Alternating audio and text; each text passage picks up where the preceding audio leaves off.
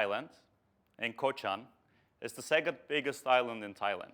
And the reason I moved there is because I wanted to study for my GMAT test, because I needed to go do my MBA, I thought. So I moved there at the end of my 5-year period in Thailand. And I spent around 2.5 months there all by myself. I loved it. I had my motorcycle waiting for me there. All I did all day was swim, study, eat amazing Thai food. If someone tells you, oh, what are you eating in Thailand, don't listen to them. It's amazing. And I was, of course, riding my motorcycle. And, you know, this was my only friend in Koh Chan. So now I'm thinking, did you do the right thing by moving to Turkey? Because I had a pretty stable job in Thailand. I enjoyed it so much. I had a lot of free time. I traveled all around Asia because of my job. And now I'm thinking, she was my only audience in Koh Chan. And now look. So I think I did the right decision. Motorcycles are a very big part of my life.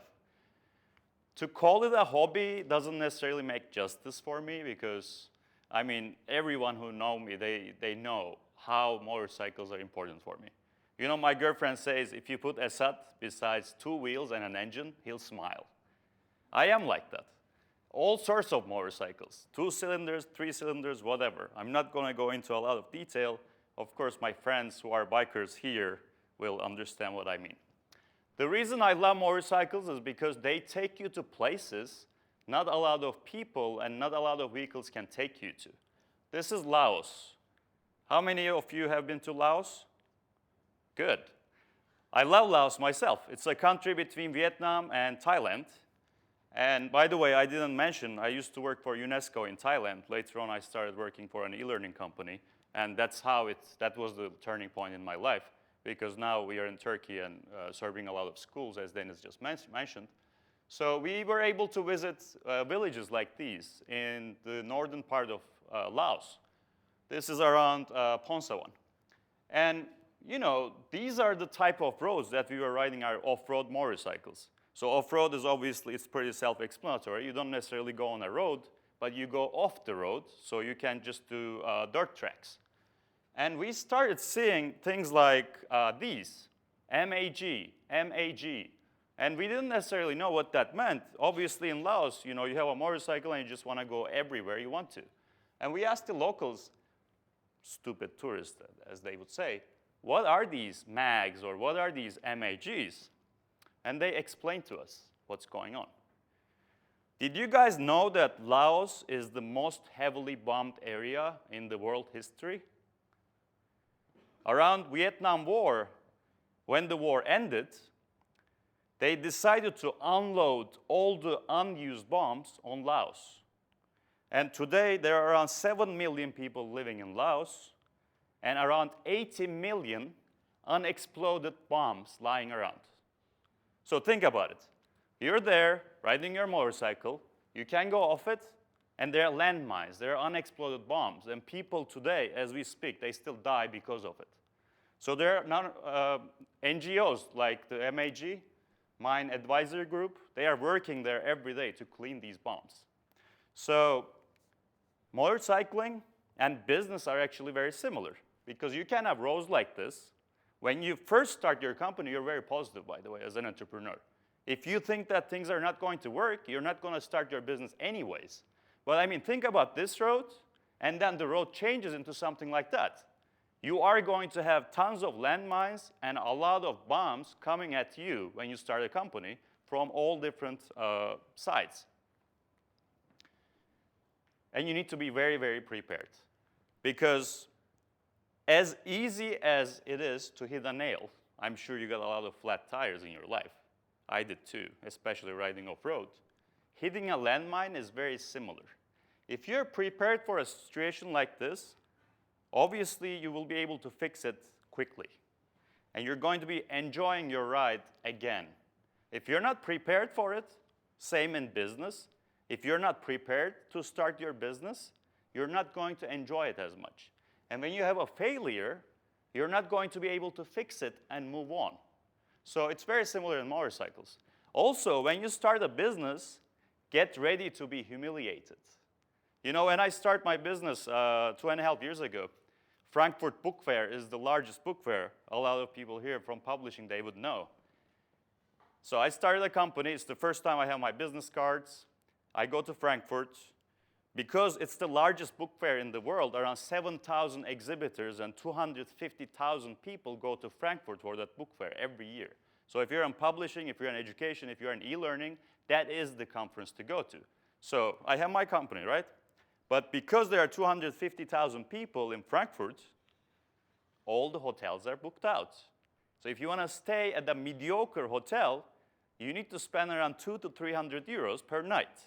And I was there staying around 5 days at the beginning of my company. Obviously, for more than 1,000 euros, you can do a lot with your company. You can print brochures, you can do marketing materials. So you know what? I decided to stay at a hostel. I know I did. And I used to do travel all around Europe when I was in middle school, high school. I was staying in hostels. So at age 29, staying at a hostel was kind of like, what's going on, right? So I had 7 roommates, backpackers from Mexico, traveling to Frankfurt.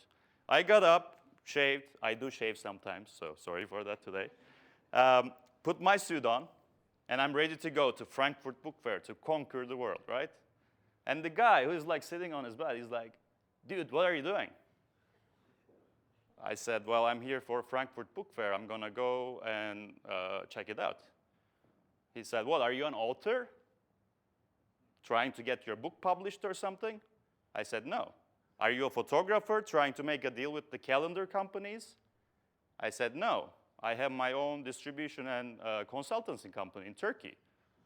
He's like, oh, it's not doing so well for you then. Ha, ha, ha, ha, ha. Everyone in the room is like laughing, making fun of me.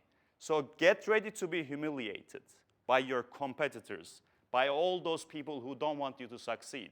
And Turkey is like that too. If you're successful, people hate you for some reason.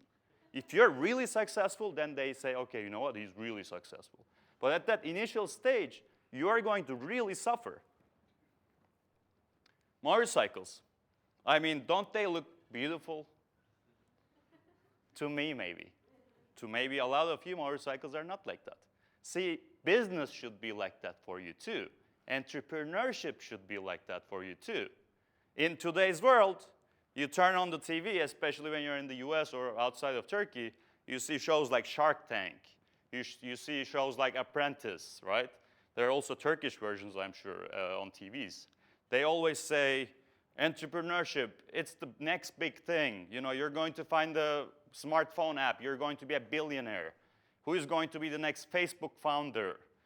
That is the image we associate with entrepreneurship. But is it really like that? Do we really know how many people fail starting businesses? Do we ever talk about those people? Not necessarily. So motorcycles, beautiful. Entrepreneurship is sugar-coated. You need to be very careful if you're going to start a business. And I'm not saying you shouldn't. I'm going to talk about it later on. Khao Yai. Back to Thailand. This is one of my favorite places to ride my motorcycle. Around 2 hours away from Bangkok. So we would leave in the morning, do some loops in Khao Yai, which is a national park, so weather is much cooler there. And it's full of surprises like this. These are wild elephants in Khao Yai. So think about it. You're in a road like this. You're doing around 70, 80 kilometers per hour. By the way, it's close to pedestrians, so that's why you can, it's not speeding. 70 kilometers is pretty mediocre, actually, because those bikes we ride can go up to like 280 kilometers. Of course, we don't do that on the road. But, doing a turn here with 70 kilometers is pretty normal. And you know what happens? I told you there are elephants, right? You know what elephants do? You're in the middle of this turn, you're kind of sideways, and boom. That's an elephant dump. Just as elephants are pretty big, their dumps are pretty big too. And they love putting it on the middle of the road. So imagine, your speed is good, you're on the right gear, you're moving on, you're kind of leaned. If you watch MotoGP, you know how they lean. And the amount of tire that touches the ground is about 2 credit card size tire patches touch the ground. And then, boom, So if you hit this, you're going to crash. And that's not going to be a fun crash. Number one, you're going to smell terrible. Number two, it's going to hurt. So it all depends on how much protection you're wearing, how fast you are, and how you fall. Very similar in business. If you're prepared for this, and trust me, your competitors love dumping on your road to success. They always do. What you do is you just take it and try to throw it back at them. Teamwork is the solution to that. Now, entrepreneurs, a lot of people think we're just outsiders, right? He's an entrepreneur. He has his own company. 9 people are working for him. He's done it. It's so easy now. He can just sit back and relax and just watch his empire grow. Well, not necessarily. If you're not one of the team members in your company, you're not going to be successful. If you kind of see yourself, again, Turkish mindset, it's also the Asian mindset, you're kind of separated from the group, right? Because you're superior. If you feel like that, you're not going to be successful. If you also do the daily work, if you realize the suffering of the people, if you realize the problems of the people, if you know how to do sales with your team, you teach them, you work with them, then you might be successful in this. You have a bigger chance. Bad weather is always a problem on motorcycles. Again, you can take that turn with 70 kilometers. If it's raining, you cannot take it with 70 kilometers because those 2 credit card size patches will not work as good, as well as the regular way. So storm in motorcycling is similar to economy, I would say. Bad economy. So it's not only about the dumps from your competitors, it's not only about other situations that are going to negatively affect you. Bad economy is going to make it really difficult for you. What I mean by bad economy? Well, fluctuation rates. If you do business like we do internationally, you get your payments in the local domestic currency, and you work with euros and dollars. Can you imagine what happens when dollar increases 30%? Well, there goes your profits. So good luck with that. So bad storm, bad weather, you need to be very prepared for all those bad economical things that will happen to you. And it will happen to you. It's dangerous. Starting a business in Turkey, all around the world, is dangerous. Well, danger is relative too, right? How many of you here like motorcycles, really? Well, not the majority. But you realize that's dangerous, right? A lot of people tell me, motorcycles are dangerous. How are you doing it? I cannot explain myself, ever. I tried explaining a few times, but it's difficult. But does anyone ask an entrepreneur, why are you starting a business? It's dangerous. No. We all say, good job, yes, do it, for sure. You're going to be a billionaire in the next 5 years. No. And you know what? Do not listen to those guys. Again, I'm telling you, you can start your business, but you need to prepare for it. You need to get a lot of experience before doing it. It's really not as easy as starting Apple computers anymore. Because as we are in Istanbul, everyone is talking about entrepreneurship. I mean, guess what? India, China, Brazil, US, everyone is talking about starting businesses. And we are now competing for the global scale. Experience is super important because if you look back and learn from your mistakes, moving on, you're not going to make those same mistakes again.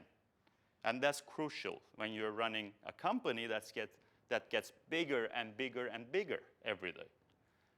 Motorcyclists always check their mirrors because if you look at your front all the time and you don't know what's coming at you from your behind, that's pretty bad.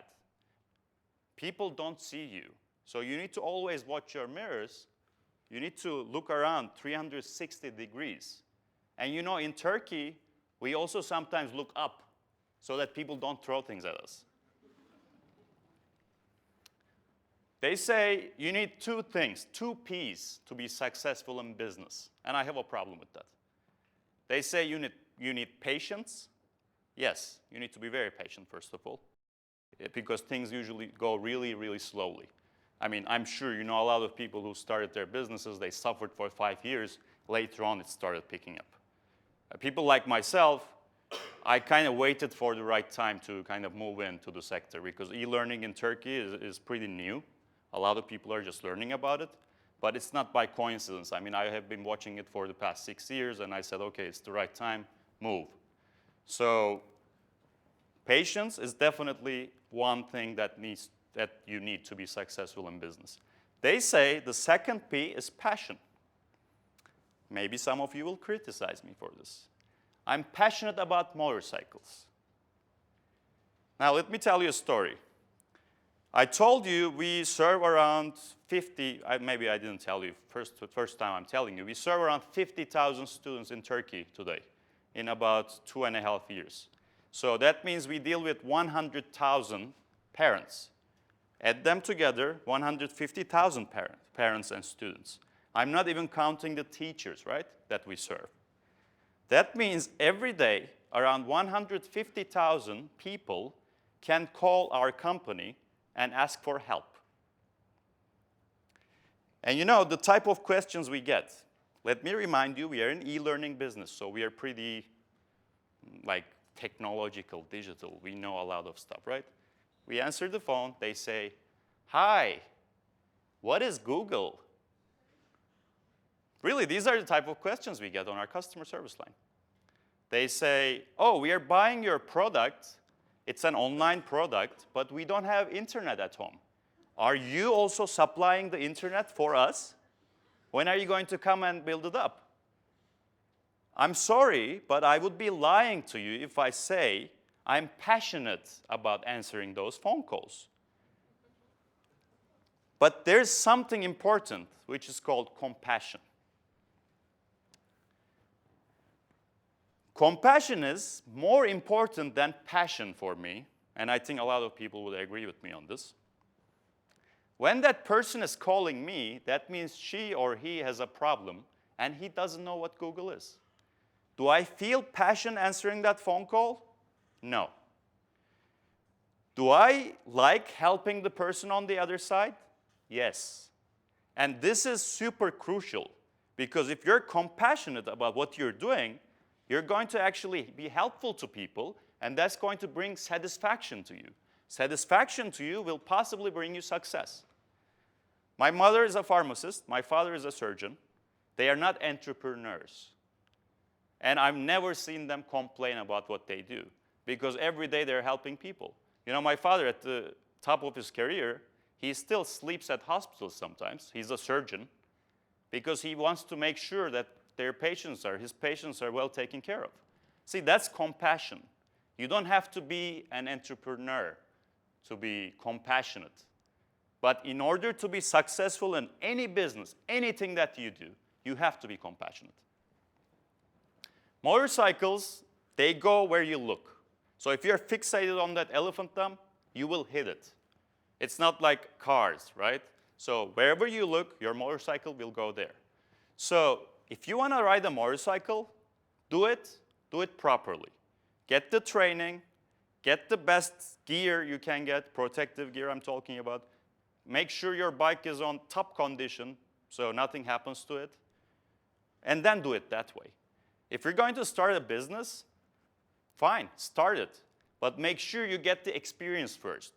Work in jobs that's going to give you that professional development that you need to be successful. Make sure you go to good schools. Make sure you get that education. And never forget, like MBA. I'm so happy I didn't go do my MBA. I got accepted, paid my deposit. I came to Turkey to start the business. I'm glad I did it, because this road, this journey, taught me so much that an MBA would never be able to do. If you're good at it, if you're compassionate, you're going to love your destination. And along the way, you will always remember the journey. Thank you very much.